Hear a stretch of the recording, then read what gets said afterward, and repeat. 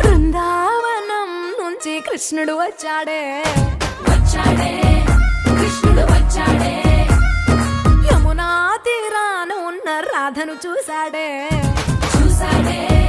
రాధను చూసాడే